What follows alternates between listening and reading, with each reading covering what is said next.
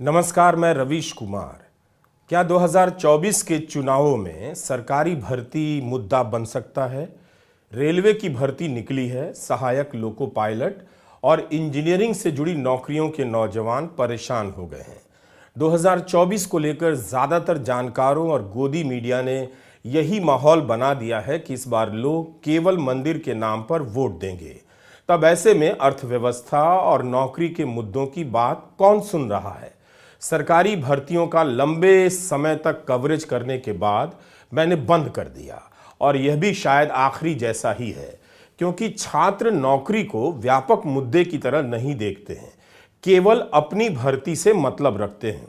अब जैसे यूपी में ही 69,000 शिक्षकों को लेकर युवा कितने दिनों से आंदोलन कर रहे हैं, कई बार पुलिस की लाठी से पिट जाते हैं, हर दिन ट्विटर पर लिखते हैं, मगर क्या युवाओं को ही पता है? यूपी के युवाओं को ही इनसे कोई सहानुभूति है? क्या दूसरी नौकरियों के युवा उनका साथ देंगे? बिल्कुल नहीं देंगे। इसी देश में अग्निवीर का मुद्दा कितनी जल्दी खत्म हो गया, इसकी यह हालत है कि पूर्व सेनाध्यक्ष MM नरवणे ने इसकी सच्चाई बता दी तो उस किताब के छपने पर ग्रहण लग गया। क्या इससे देश के जागृत युवाओं पर कोई असर पड़ा? बिल्कुल नहीं पड़ा।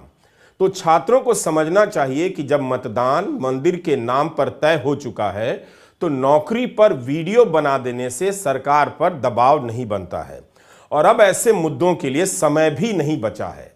युवाओं को पता होना चाहिए कि अलग अलग भर्तियों के छात्रों ने कितने आंदोलन किए, ट्विटर पर अभियान चलाए, मगर उसका कोई असर नहीं हुआ, होगा भी नहीं। ऐसा क्यों हो रहा है? क्यों असर नहीं हो रहा है? इस सवाल का जवाब आप युवाओं को खोजना चाहिए। अभी आप युवा करते क्या हैं कि एक यूट्यूबर वीडियो बना देता है, कुछ दिनों के बाद आप फिर दूसरे यूट्यूबर को पकड़ते हैं कि वो वीडियो बना दे। जाहिर है आप परेशान हैं, अकेला महसूस कर रहे हैं। आपकी जगह मैं होता तो मैं भी यही करता, मगर यह समाधान का रास्ता नहीं है। अब देखिए, असिस्टेंट लोको पायलट की भर्ती निकली, युवा भर्ती की संख्या बढ़ाने की मांग कर रहे हैं, पटना में सड़कों पर निकले।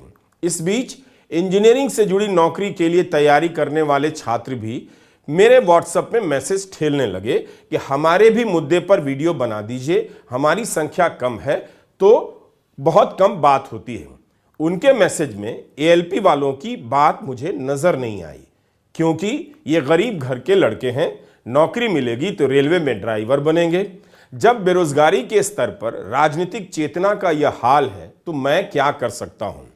मैं यही सोच रहा हूं कि क्या इंजीनियरिंग कर चुके ये छात्र असिस्टेंट लोको पायलट के लिए आंदोलन कर रहे गरीब किसान परिवारों के छात्रों के बीच गए होंगे? जवाब मैं जानता हूं, जवाब वे भी जानते हैं। क्या कहती है पब्लिक एक यूट्यूब चैनल है, इसके पत्रकार हैं राहुल कुमार और रवि रंजन। ऑन ड्यूटी भी एक यूट्यूब चैनल है, इसके पत्रकार हैं ब्रजेश सत्यार्थी। इन सभी से हमें आज के वीडियो के लिए वीडियो मिला है। पटना में छात्रों ने रेलवे में ड्राइवरों की भर्ती को लेकर मार्च निकाला। छात्र गुस्से में थे कि रेल ड्राइवरों की वैकेंसी इस बार बहुत कम आई है। इस बार रेलवे ने रेल चालकों की जो वैकेंसी निकाली है उसकी संख्या 5,696 है। रेलवे रनिंग स्टाफ एसोसिएशन ने रेलवे बोर्ड को पत्र लिखा है कि रेल चालकों की वैकेंसी 16,373 होनी चाहिए, मगर विज्ञापन केवल 5,696 का निकला है। यह सही नहीं है। कई रेल जोन में चालकों के खाली पदों की समीक्षा तक नहीं हुई है। अगर समीक्षा होगी तो चालकों के खाली पदों की संख्या 16,373 से भी अधिक हो जाएगी। यह सब पत्र में लिखा है। यह भी कि कम भर्तियां होने से रेल चालकों पर बहुत दबाव है, वे 12 से 20 घंटे काम कर रहे हैं, उन्हें समय पर छुट्टियां नहीं मिलती। इस वीडियो में आप तरह तरह के माइक देख रहे होंगे, इनमें से आपको गोदी मीडिया का माइक नहीं दिखेगा, जिसे सरकार जनता से टैक्स लेकर हजारों करोड़ रुपए के विज्ञापन देती है।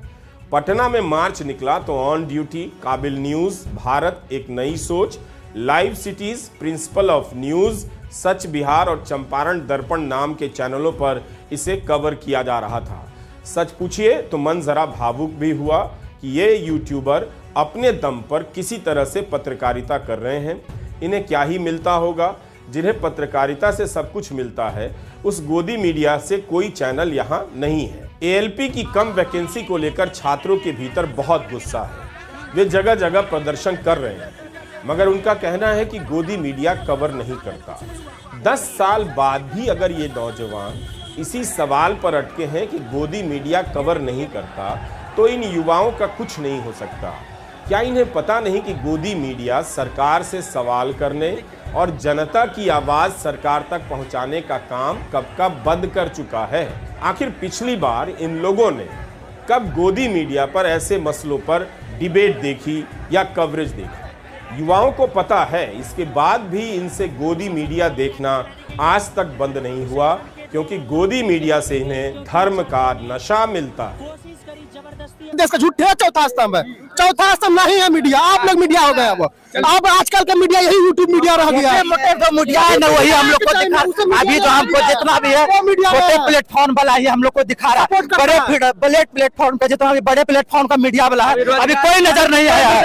हम लोग रेल मंत्री से ही बोलेंगे दर्द क्यों कि अभी जो हम लोग के छोटे मीडिया वाले जो है ना, अभी हम लोग को यही ले गए हैं आपके पास। बड़े मीडिया वाले कोई भी यहाँ नहीं आए। देखो भाई, मोदी सरकार से हमारा यही रिक्वेस्ट है कि 56 इंच सीना बोलते हो ना, 56 पर डबल जीरो लगाओ और वैकेंसी लाओ 56,000। नहीं तो इस बार तुम्हारा यहाँ लोकसभा में 40 सीटें है ना, ये पे जीरो तुम्हारा बोल्ड हो जाएगा। प्रोटेस्ट तब तक जारी रहेगा जब तक हम लोगों का मांग पूरा नहीं हो। 1 मिनट, कल से हम लोगों ने इस प्रोटेस्ट को एक नया रूप दिया है और संपूर्ण गांधीवादी तरीके से सुबह 9 बजे से हम लोग भूख हड़ताल पर और अनिश्चितकालीन धरना प्रदर्शन पर बैठेंगे जब तक हम लोगों का मांग पूरा नहीं होगा। देश में राजतंत्र है, लोकतंत्र नहीं है।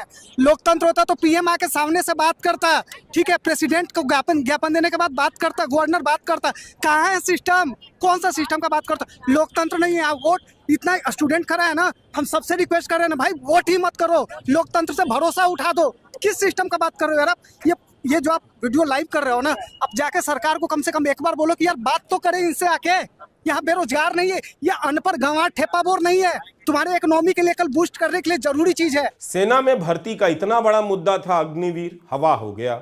विपक्ष के रूप में कांग्रेस नियमित रूप से अग्निवीर का मुद्दा उठाती रहती है, मगर उसे जनता के बीच समर्थन नहीं मिलता है। तब फिर रोजगार के सवाल को कैसे उठाया जाए, कितना डेटा दिया जाए कि मजदूरी और सैलरी में ठहराव है, लोगों की कमाई घट रही है, बचत कम हो रही है।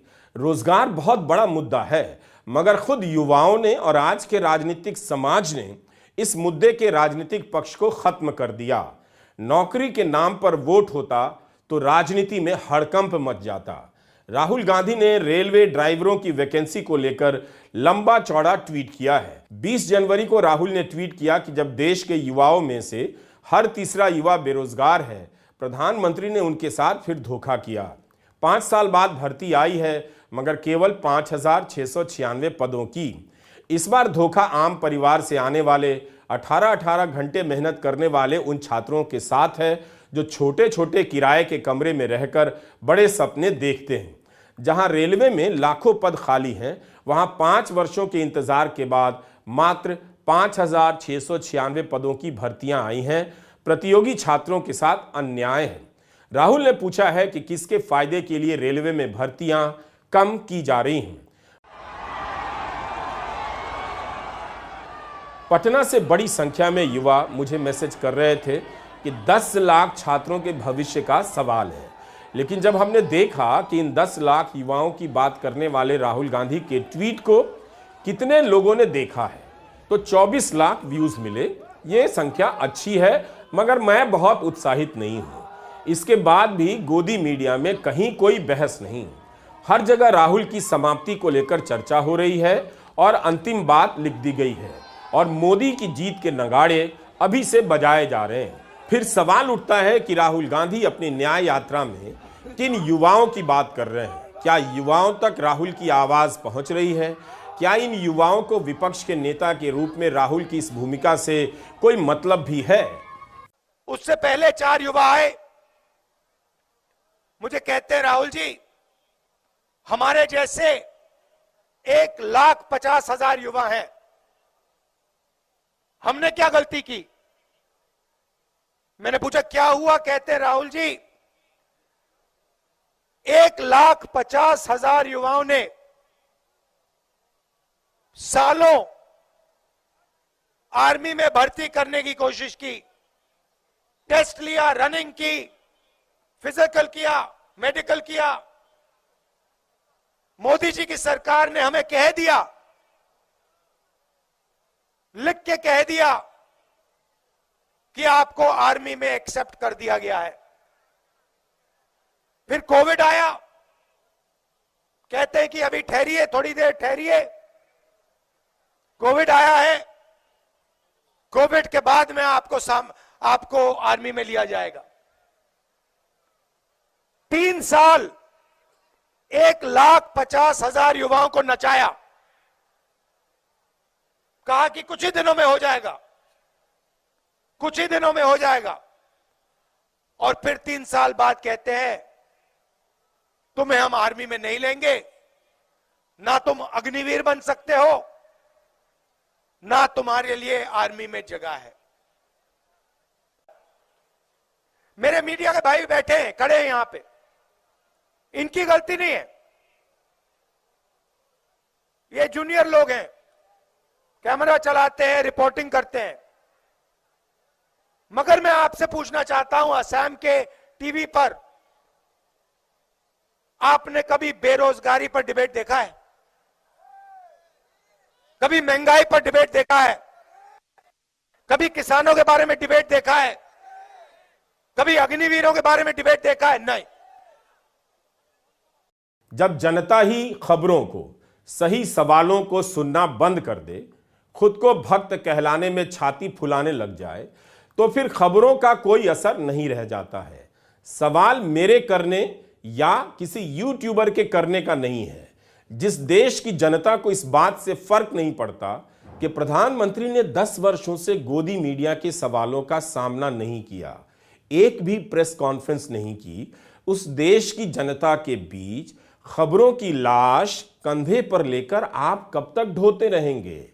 सहायक लोको पायलट के साथ साथ जूनियर इंजीनियर और वरिष्ठ अनुभाग इंजीनियर की बहाली की भी मांग हो रही है। ये भी काफी परेशान है। सीपीआईएम के राज्यसभा सांसद जॉन ब्रिटास और इंडियन यूनियन मुस्लिम लीग के राज्यसभा सांसद अब्दुल वहाब ने रेल भर्तियों को लेकर सवाल किए हैं। राज्यसभा में भाजपा सांसद सुशील मोदी ने भी रेलवे की भर्तियों को लेकर सवाल किया है। ब्रिटास और वहाब का नाम तक कोई नहीं जानता होगा, उत्तर भारत के छात्र पहचानते भी नहीं होंगे। मगर राज्यसभा सांसद जॉन ब्रिटास ने 11 अगस्त 2023 को रेल मंत्री से पूछा कि देश भर में रेलवे में श्रेणीवार कुल स्वीकृत पदों और रिक्तियों की संख्या कितनी है। इसके जवाब में मंत्री जी जानकारी देते हैं कि रेलवे की अलग अलग इकाइयों में राजपत्रित श्रेणी के कुल 18,848 पद स्वीकृत हैं। इनमें से 2,680 पद खाली हैं, यानी 14% से अधिक। अराजपत्रित पदों की भी यही हालत है। कुल स्वीकृत 14,63,000 पदों में से 2,61,000 से भी ज्यादा पद खाली हैं, करीब 18% पद खाली हैं। इसी तरह 11 अगस्त 2023 को इंडियन यूनियन मुस्लिम लीग के राज्यसभा सांसद अब्दुल वहाब सवाल करते हैं कि विगत 2 वर्षों के दौरान भारतीय रेलवे ने कितनी रिक्तियां रिपोर्ट की हैं और संविदात्मक यानी कॉन्ट्रैक्ट और परमानेंट दोनों पदों पर जोरवार कितनी कितनी रिक्तियां हैं। इनके जवाब में रेल मंत्री बताते हैं कि 1 अप्रैल 2021 को 2,93,000 से अधिक पद खाली थे, 1 अप्रैल 2022 को 3 लाख से अधिक पद खाली थे और 1 जुलाई 2023 को खाली पदों की संख्या 2,63,000 से अधिक थी। 1 अप्रैल 2014 से 30 जून 2023 तक 9 वर्षों की अवधि में 4,86,034 उम्मीदवारों को पैनल बद्ध किया गया है। हाल ही में 1,39,050 उम्मीदवारों को पैनल बद्ध करने के लिए लगभग 2,37,00,000 उम्मीदवारों के कंप्यूटर आधारित परीक्षा आयोजित करके एक विशाल भर्ती प्रक्रिया पूरी की गई है। अगर 2.5 लाख से अधिक पद खाली हैं तो इन्हें भरा जाना चाहिए था। छात्र इस आस में कितने दिनों से तैयारी करते हैं और अंत में पता चलता है कि भर्ती नहीं आई भी तो कम आई। छात्र कह रहे हैं कि 3 साल से इसकी तैयारी कर रहे थे एएलपी की, मगर भर्ती की संख्या बहुत कम है। रेल मंत्री बोले 2.5 लाख वैकेंसी खाली है। 4 महीना पहले राज्यसभा का बयान है भैया, 4 महीना पहले सभा में बोल रहे हैं, मात्र 4 महीना पहले का।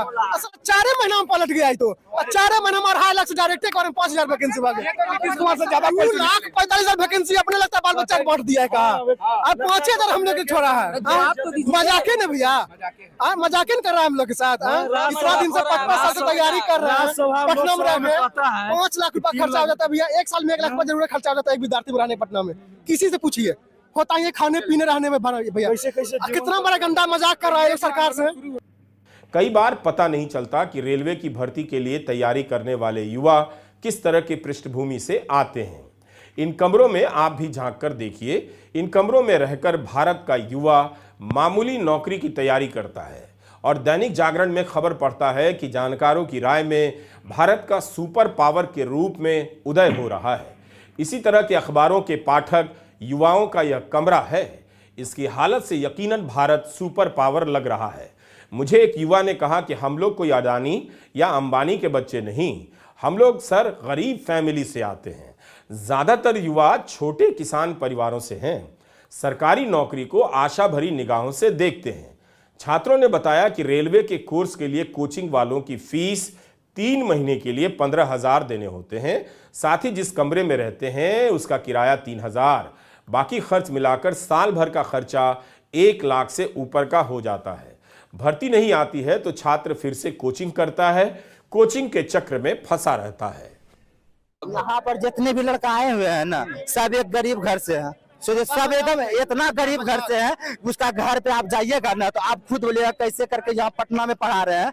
ये हम तो गार्जियन को सौभाग्य मानते हैं कि अपना जमीन बेच के दिए, जमीन बेच के यहाँ पर हम पढ़ने के लिए आए, गार्जियन की सौभाग्य मानते हैं। लेकिन सरकार का देखिए, सरकार रणनीति क्या है। सरकार जब भर्ती अपना लाता है, जब प्रधानमंत्री का चुनाव आता है तो क्या रैली हेलीकॉप्टर उतारते हैं और ये उतारते हैं कि आप लोग के जो है ना, आप लोग के लिए हम ये कर देंगे कि आप सोचे भी नहीं होंगे। आप लोग के भर्ती हर एक मात्रा में हर एक साल आएगा। अरे कहाँ गया कैलेंडर मेरा? आप बोले कैलेंडर आएगा, आप ITI कीजिए, आपको बड़ी मात्रा में भर्ती दिया जाएगा।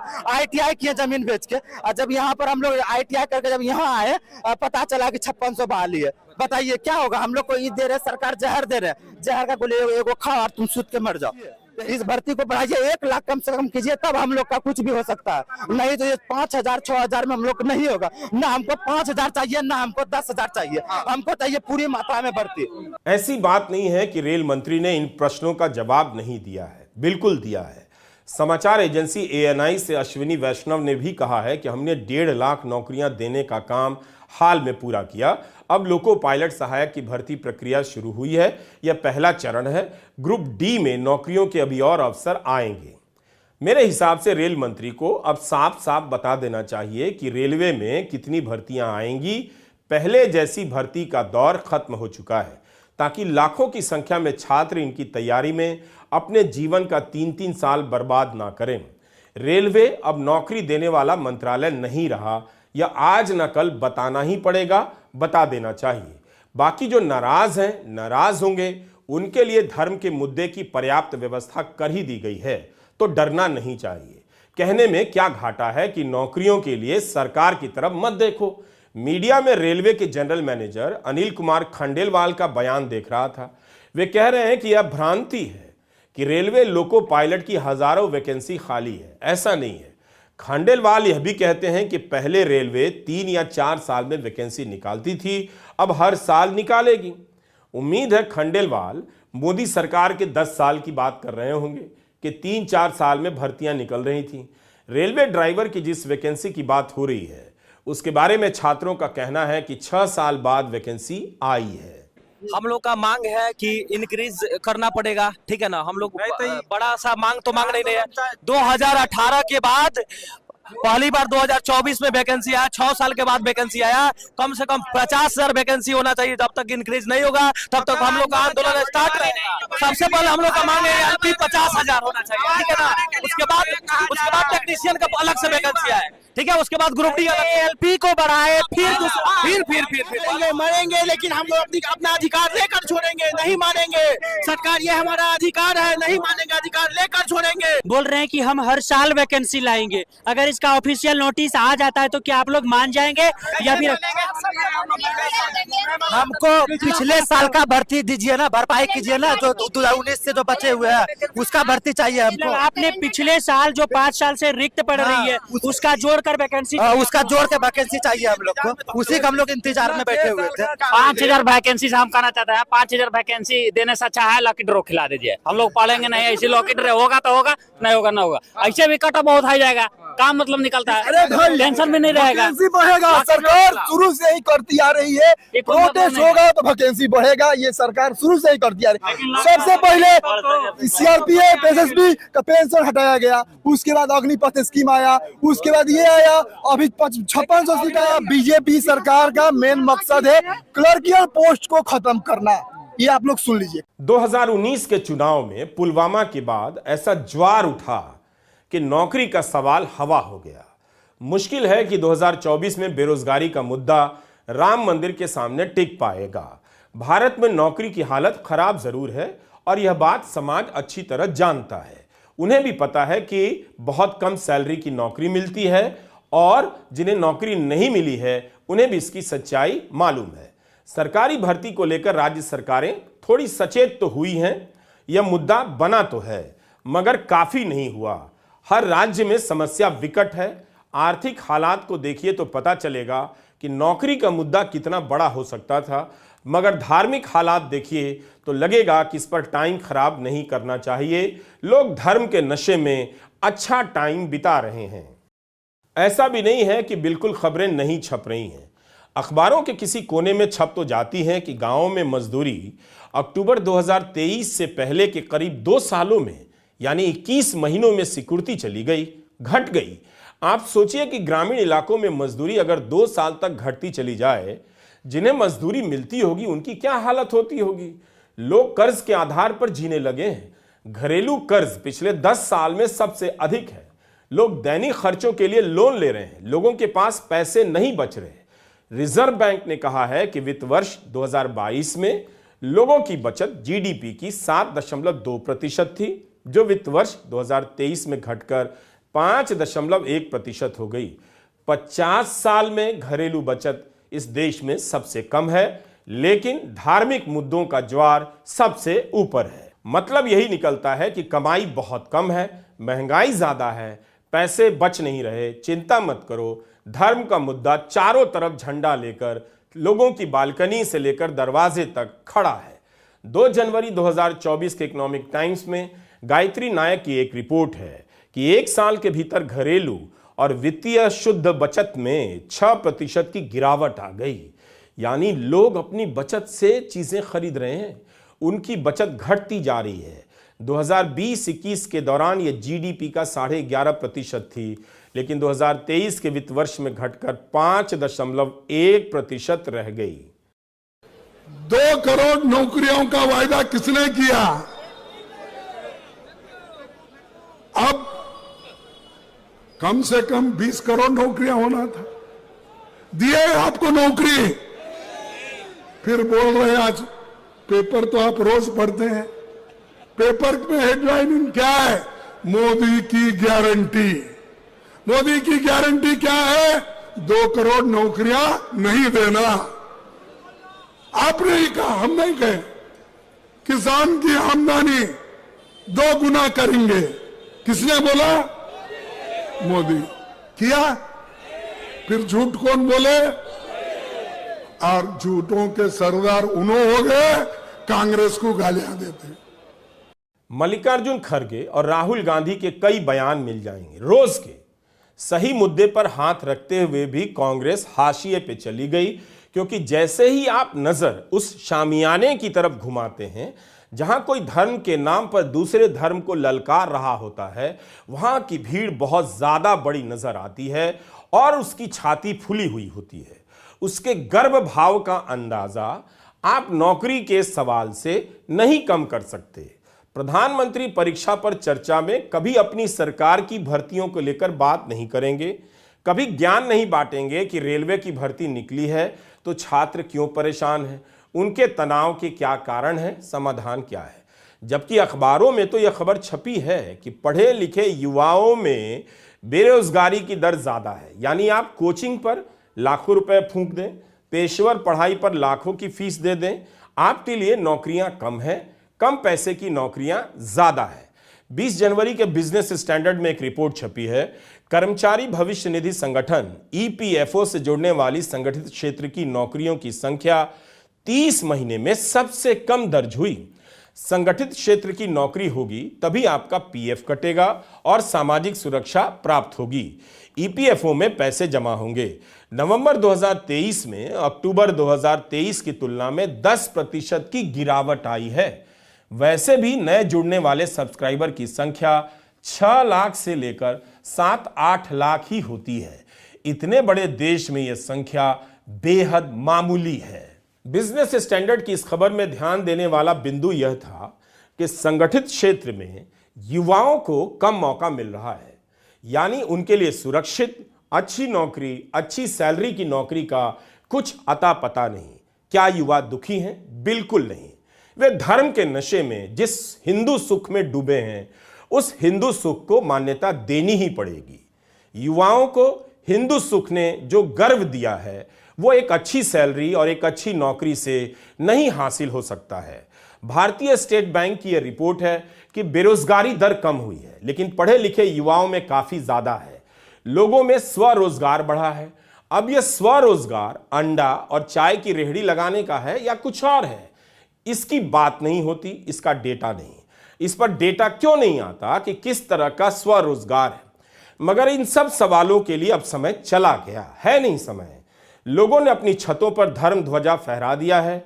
24 के चुनाव का मुद्दा तय हो चुका है। यह वीडियो हमें हरियाणा फाइल्स के संत सिंह ने दिए हैं। युवा जान गए हैं कि अब नौकरी के सवाल पर इंतजार करना बेमानी है। इसलिए जब युद्धरत इस्राएल के लिए हजारों मजदूरों की मांग हुई तो बड़ी संख्या में भारतीय युवा भर्ती सेंटर पर पहुंच गए। मजदूरी पर इतनी आफत है कि युवाओं को काम के लिए इस्राएल अब संभावना के रूप में नजर आ रहा है। क्या इन युवाओं के लिए सुपर पावर भारत में काम नहीं? क्या विश्वगुरु भारत में नौकरियों की इतनी भयंकर कमी हो गई है कि रोटी कमाने के लिए लोग अपनी जान पर खेलने के लिए मजबूर हैं? भारत की ट्रेड यूनियनों ने सवाल उठाया है कि इस्राएल जाने वाले मजदूरों को मिलने वाले सुरक्षा प्रावधान निरस्त कर दिए गए। इस्राएल में मिलने वाली ये नौकरियां निर्माण क्षेत्र में मजदूरी की हैं। ये वो काम है जो गजा पर हमले से पहले फलस्तीनी किया करते थे। इनमें भारत के मुकाबले ज्यादा पैसा है, लेकिन इस्राएल में जीवन यापन भी महंगा है। मीडिया में छपी रिपोर्ट से पता चलता है कि जनवरी की कड़कड़ाती ठंड में सड़कों पर बैठे इनमें से कई युवक ऐसे हैं जो डिग्री प्राप्त करने के बाद इम्तहानों के कई दौर से गुजर चुके हैं, नौकरी की आस खो चुके हैं, इसलिए दूसरे मुल्क में मजदूर बनने के लिए तैयार है। भर्ती की घोषणा के बाद रोहतक से लेकर लखनऊ के भर्ती केंद्रों के बाहर कई 100 युवकों की भीड़ लग गई है। रोहतक में हुई भर्ती में हरियाणा से बाहर के लोगों को वापस भेज दिया गया। इसके बाद अधिकारियों ने लखनऊ में अन्य राज्यों के लिए भर्ती खुलवाई। नौकरी में वेतन का वादा है, लेकिन जान की सुरक्षा का नहीं। जो सरकार अपने देश में नौकरी नहीं दे पाई, वो इन युवाओं के लिए इस्राएली नौकरियों का प्रचार कर रही है। ये वाकई अद्भुत समय है, हिंदू सुख का समय है। तो आप कितने पढ़े लिखे हो? मैं तो पोस्ट ग्रेजुएट हूँ। किस सब्जेक्ट में? हिस्ट्री में। और कहाँ से किया है? चौधरी रणवीर सिंह यूनिवर्सिटी जींद से। तो इतना पढ़ने लिखने के बाद भी क्या करें, हरियाणा में बेरोजगारी की चरम सीमा पर पहुंच चुकी है, यही तो बात है। अरे बहुत चरम सीमा पर पहुंच चुकी है हरियाणा में। तो युद्ध चल रहा, आपको पता है, जान खतरे में है। युद्ध देखो, युद्ध को तो लड़ाई की तो ऐसी है, क्या पता मौत कहाँ कहीं भी हो सकती है। अगर किस्मत में यही मौत लिखी है जे, कहीं भी हो सकती है। तो हम तो एजेंट के थ्रू आए थे। एजेंट ने हमें बताया कि वहाँ पे आपको फाइनल इंटरव्यू होएगा, तो वहाँ पे हमने इंटरव्यू देने के लिए आए। तो कितने पैसे की मांग की एजेंट ने? एजेंट ने फिलहाल तो 1,50,000 के बताया मैंने उसने, लेकिन अभी आगे का क्या प्रोसेस है उन्होंने बताया नहीं। क्या नौकरी मिलेगी? ये कंस्ट्रक्शन का काम है, बिल्डिंग लाइन का। कैसे पता लगा आपको? एजेंट के थ्रू। एजेंट क्या नाम है एजेंट का? मदन लाल। तो क्या कहा उन्होंने? उन्होंने कहा एक तो पहले सिक्किम में इंटरव्यू हुई थी और उसके बाद में उन्होंने बोला था एक रोहतक लास्ट इंटरव्यू हुई, उसके बाद में कोई इंटरव्यू नहीं है। अच्छा, और कितने बंदे आए राजस्थान से आपके हिसाब से? है 5-4 बंदे। अच्छा, कितने पैसे देने पड़ेंगे एजेंट को? 1.5 लाख की मांग की उन्होंने। अच्छा, उसके बदले में नौकरी मिलेगी? हाँ। यहाँ कौशल रोजगार की तरफ से कॉल आई थी हमारे पास। हाँ, तो इजराइल जाने को तैयार हो? हाँ सर तैयार है। फिर यहाँ पे कुछ दिक्कत ऐसी है कि यहाँ पे राजस्थान के आए हुए हैं, जो यहाँ पे है तो ये हरियाणा की वैकेंसी 10,000 आए हुए हैं, राजस्थान के एजेंटों के थ्रू आए हुए हैं। किसी पे 2.5 लाख ले रखे हैं, किसी पे 5 लाख ले रखे हैं। यहाँ हमारा नंबर पढ़ना बड़ी मुश्किल है। कितने पढ़े लिखे हो? ग्रेजुएशन कर रखी है। तो यहाँ नौकरी नहीं मिली हरियाणा में? नहीं जी। तो वहाँ जाके क्या करना आपको? वैसे ये बिल्डिंग का काम करना, अपना मजदूरी करनी है एक तरह की। ये समझो। आपको आती है पहले से ये? ना जी, नहीं की कभी। इजराइल में तो थोड़ा सा खतरा भी बता रहे हैं, युद्ध वगैरह चल रहा है। बोल रहे हैं कि भाई सेफ जोन में जाना पड़ेगा, सेफ जोन में ही रखेंगे। मेरे को लग नहीं रहा, क्योंकि वो जहाँ पे भाई बिल्डिंग वगैरह वो हुआ है डैमेज है, वहाँ पे सेफ जोन कड़ी मुश्किल होगी। तो फिर भी क्यों जा रहे हो? बस घर की हालात की वजह से सब कुछ जा रहा है भाई। परिवार में क्या क्या कौन कौन है? मेरे पापा नहीं है, फादर। आप ही कमाने वाले? मजबूरी है? मतलब मजबूरी में ही जा रहे हैं, नहीं को बिना मजबूरी का कौन जाएगा। खुशी नहीं जा रहे? खुशी नहीं जा रहे? खुशी तो क्या होगी भाई, इतने घर छोड़ के जा रहे हैं। अगर यहाँ काम मिल जाता तो खुशी रहती। वहाँ तो भाई एक ये समझो भाई घर छोड़ के जा रहे हैं, भाई पैसे के लिए जा रहे हैं स्पेशल। भाई उस पर तो अपनी ज़िंदगी मौत का सवाल है, ये समझो। अच्छा, क्या करते हो? मैं स्कूल में लगा हूँ जी। क्लर्क? हाँ जी। अच्छा, पढ़े लिखे कितने हो? ग्रेजुएटेड।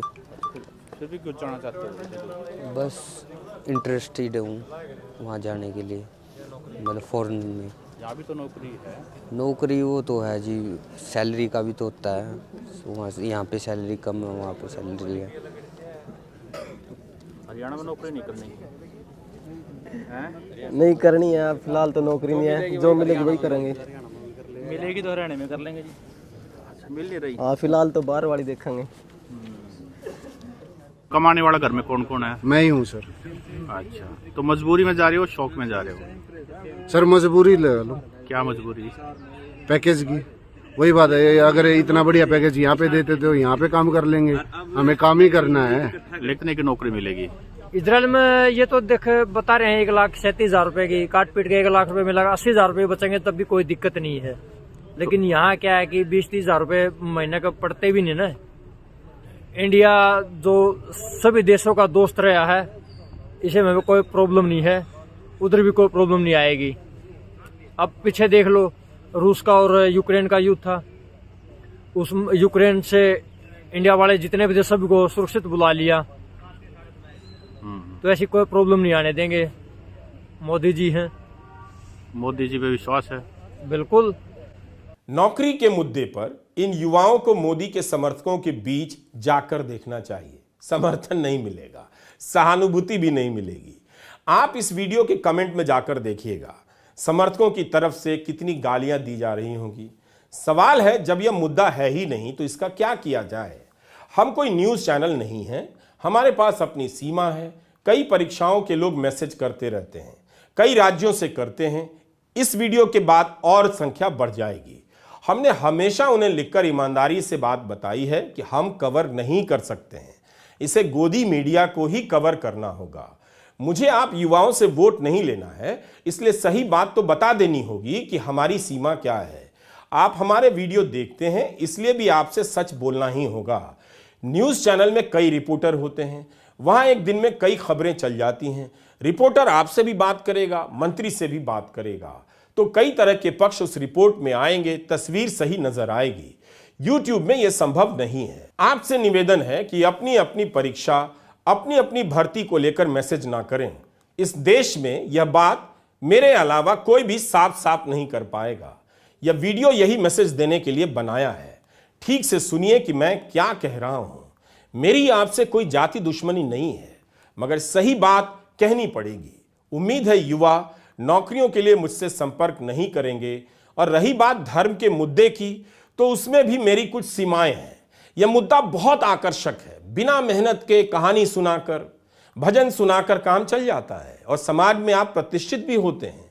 कभी आप प्रवचन करने वालों की समृद्धि और राजनीतिक शक्ति देखिएगा। प्रवचन में सफलता मिलने के बाद आप बिस्कुट और च्यवनप्राश का भी धंधा कर सकते हैं, मगर इस मामले में मेरी तैयारी अच्छी नहीं है, मेरे लिए देर हो गई है। गोदी मीडिया के एंकर काफी मेहनत से धर्म की रिपोर्टिंग करते हैं। उन्हें देखकर लगता है कि सीधा स्वर्ग लोक से देवताओं से ऑफ रिकॉर्ड ब्रीफिंग लेकर आ रहे हैं। प्रधानमंत्री भी दैविक शक्तियों से संपन्न बताए जा रहे हैं। शानदार समय है। अगर आपको पत्रकारों से धर्म की रिपोर्टिंग चाहिए तो अगले 3 महीने तक गोदी मीडिया देखते रहिए। नौकरी नहीं मिलेगी, क्या पता पुण्य मिल जाए। आप युवाओं के लिए बहुत दुख होता है, मगर मैं क्या कर सकता हूं। खासकर गरीब युवा ठगे गए, उनकी आवाज भी मीडिया ने कुचल दी। आपकी जवानी वो जवानी बनकर रह गई है जिसकी कोई कहानी नहीं। इसलिए माथे पर धर्म ध्वजा का पटका बांधिए और अपनी बची हुई कहानी खुद ही मिटा देने के लिए निकल पड़िए। मैं केवल सत्यानाश की तरफ इशारा कर सकता हूं, सत्यानाश रोक नहीं सकता। नमस्कार, मैं रवीश कुमार।